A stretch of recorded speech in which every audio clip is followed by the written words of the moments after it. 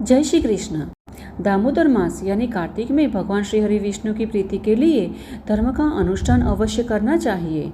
इस मास के दरमियान आंवला तथा तुलसी पूजन और स्नान, दान, जप, तप इत्यादि के साथ दीपदान करने का भी अत्यधिक महत्व है। कार्तिक मास में मंदिरों में, घर के आंगन में, तुलसी देवी के समक्ष, खुले आकाश के नीचे, पीपल के वृक्ष की जड़ों के पास दीपदान किया जा सकता है। इस मास के आरंभ होते ही भगवान दामोदर की प्रीति हेतु स्नान, दान इत्यादि करके भगवान श्री हरि विष्णु को दीपदान अर्पित कर उनकी परिक्रमा करके भगवान को प्रणाम करना चाहिए, क्योंकि कार्तिक मास में दीपदान भगवान श्री हरि विष्णु की प्रसन्नता में वृद्धि करने वाला होता है। कोई भी स्त्री या पुरुष ने अगर जन्म से ही पाप किए हैं, वह सभी कार्तिक में दीपदान करने से नष्ट हो जाते हैं। जो मनुष्य अपने पितरों के लिए आकाश में दीपदान करता है, उसके पूर्वज नरक में भी क्यों न हो, वह परम गति को प्राप्त होते हैं। जो मनुष्य मंदिरों में, नदी के तटों पर, मार्ग में तथा शयन स्थानों पर दीपदान करता है, वह सर्व सिद्धिदायक लक्ष्मी जी को प्राप्त करता है। तथा जो मनुष्य ब्राह्मणों या अन्य जातियों के मंदिरों में दीप जलाता है, वह विष्णु लोक में प्रतिष्ठित होता है। तथा जो मनुष्य कीड़ों और कांटों से युक्त दुर्गम तथा पहाड़ी भूमि पर दीपदान करता है, वह नरक में नहीं पड़ता। पूर्व काल में राजा धर्मनंदन आकाशदीप के प्रभाव से श्रेष्ठ विमान पर सवार होकर विष्णु लोक को प्रस्थान कर गए थे। तो चलिए इस कार्तिक मास में दीपदान का महत्व दर्शाती हुई एक कथा का हम श्रवण करते हैं, जिसका प्रमाण हमें स्कंद पुराण में मिलता है। और इस कथा का वर्णन ब्रह्मा जी अपने पुत्र नारद जी से कर रहे हैं। तो कथा सुनने के लिए अंत तक हमारे साथ जुड़े रहना, और कथा अच्छी लगी तो लाइक, शेयर और ऐसी ही वैदिक और प्रमाणभूत कथाओं का श्रवण करने हेतु इस चैनल को सब्सक्राइब भी कर लीजिएगा। तो आइए आज की कथा का आरंभ करते हैं। यह उस समय की बात है जब प्राचीन काल में द्रविड़ देश में बुद्ध नाम का एक ब्राह्मण रहता था। उसकी पत्नी अत्यंत दुष्ट और दुराचारी थी। उसका कार्य मात्र अपने पति पर क्रोध करना ही था। वह किसी न किसी बात पर अपने पति से लड़ाई झगड़ा ही करती रहती थी। अब उसके जन्म दोष के कारण उसके पति का जीवन छोटा हो गया और उसे मृत्यु प्राप्त हुई। यहाँ तक कि अपने पति की मृत्यु के पश्चात भी वह विशेष रूप से व्यभिचार में ही लगी रही। इतना ही नहीं, उसे लोक निंदा से भी लज्जा नहीं आई। अब उसका न तो कोई पुत्र था और न ही कोई संबंधी, अतः वह भिक्षा मांगकर ही भोजन करने लगी। उसने कभी भी अपने हाथों से बनाया हुआ शुद्ध और स्वनिर्मित भोजन नहीं खाया और केवल भिक्षा मांगते हुए बासी भोजन ही खाया करती थी।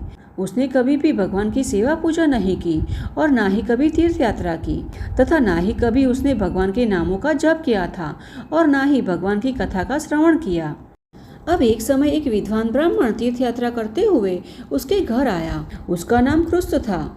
अब इस प्रकार इस स्त्री को व्यभिचार में लिप्त देखकर ब्रह्मर्षि कृष्ण ने कहा, हे मूर्ख स्त्री, मेरी बात ध्यान से सुनो। यह शरीर 5 भूतों, पृथ्वी आदि से बना परु और रक्त से भरा हुआ है, जो मात्र दुख का कारण है। तुम इस पर अभिमान क्यों कर रही हो? अरे यह शरीर वैसे ही पानी के बुलबुले से भरा हुआ है। एक न एक दिन यह नष्ट होने वाला है। और यदि तुम अनित्य शरीर को शाश्वत मानती है, तो अपने इस भ्रम को सोच समझकर त्याग दो।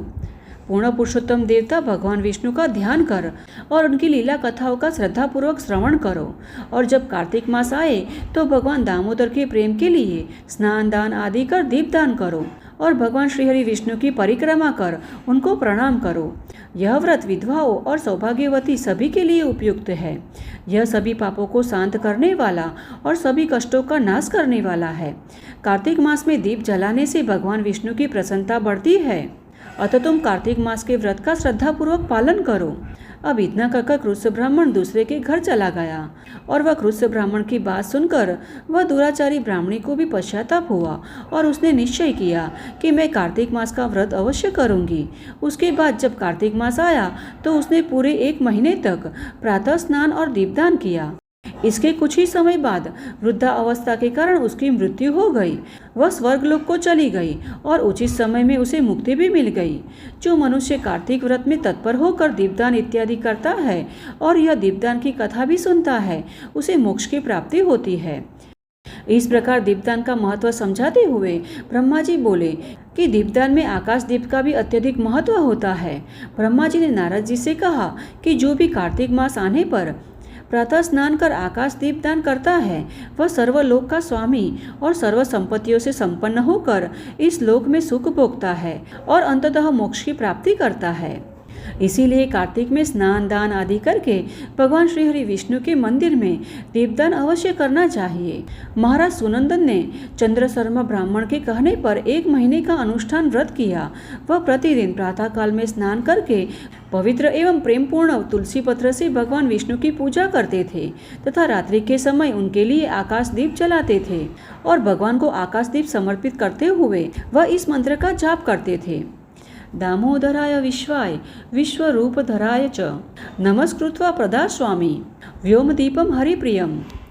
अर्थात मैं सर्वस्व स्वरूप और विश्वधारी भगवान दामोदर को नमस्कार करता हूँ और यह दीपदान उनको समर्पित करता हूँ जो भगवान को अति प्रिय है। देव देवेश्वर, इस व्रत के कारण मुझ में आपके प्रति जो भक्ति है उसमें सदैव वृद्धि हो। इस प्रकार प्रार्थना करते हुए राजा सुनंदन दीपदान करते थे और ब्रह्म मुहूर्त में उठकर फिर से आकाश दीपदान करते थे। उनका प्रातःकाल स्नान और भगवान विष्णु की पूजा का नित्य कार्य नियम पूर्वक चलता रहता था। अब कार्तिक मास की समाप्ति पर उन्होंने अपने व्रत का पारण करते हुए आकाश दीपदान के नियमों को समाप्त किया और पारण के अंत में उसने विष्णु व्रत को पूर्ण किया और इस पुण्य प्रभाव से राजा को यह लोक में स्त्री पुत्र पौत्र और स्वजनों के साथ हजारों लाखों वर्षों तक सभी सुखों का उपभोग किया और अंत में पत्नियों सहित सुंदर विमान में बैठकर चतुर्भुज रूप में शंख चक्र गदा और आयुधों से सुशोभित होकर पीतांबरधारी विष्णु के समान दिव्य स्वरूप प्राप्त कर मोक्ष का आश्रय लिया और विष्णु लोक में भगवान श्री हरि विष्णु के समान सुखपूर्वक रहने लगे। कार्तिक मास में जन्मे दुर्लभ मनुष्य को भगवान विष्णु को प्रिय आकाश दीप का विधि पूर्वक दान करना चाहिए। संसार में जो व्यक्ति भगवान श्री हरि विष्णु की प्रसन्नता के लिए आकाश दीप का विधि पूर्वक दान करता है वह क्रूर मुख वाले यमराज को भी कभी नहीं देखता और लक्ष्मी जी सहित भगवान विष्णु को प्रसन्न करने के लिए आकाश दीप की शुरुआत एकादशी, तुला राशि के सूर्य या पूर्णिमा को करनी चाहिए। और नमो पितृभ्य प्रेतेभ्यो नमो धर्माय विष्णे नमो यमाय रुद्राय कांतारपतये नमः। अर्थात माता पिता को नमस्कार, भूतों को नमस्कार, धर्मरूप विष्णु को नमस्कार और यमराज को नमस्कार है तथा दुर्गम मार्ग की रक्षा करने वाले भगवान रुद्र को नमस्कार है। इस प्रकार इस मंत्र के द्वारा जो मनुष्य आकाश में अपने पितरों को दीप देता है उसे महान गति प्राप्त होती है, भले ही उसके पूर्वज नरक में ही क्यों न हो। जो व्यक्ति मंदिर में, नदी के तट पर, मार्ग पर और स्थान पर दीपदान करता है वह सर्वशक्तिमान होता है। ब्राह्मण या अन्य जाति का जो भी व्यक्ति दुर्गम और कटीली भूमि पर दीप जलाता है वह नरक में नहीं पड़ता। कार्तिक मास में जो हरिबोधिनी एकादशी पर भगवान विष्णु समक्ष दीप जलाता है उसके कुल में जन्मे हुए सभी मनुष्य भगवान श्री हरि विष्णु के प्रिय भक्त बन जाते हैं और अंततः मोक्ष की प्राप्ति करते हैं। तो यह थी आज की हमारी कार्तिक मास में किए जाने वाले दीपदान और आकाश दीप की महिमा दर्शाती हुई कथा और हमें आशा है कि यह कथा आपको अच्छी लगी होगी।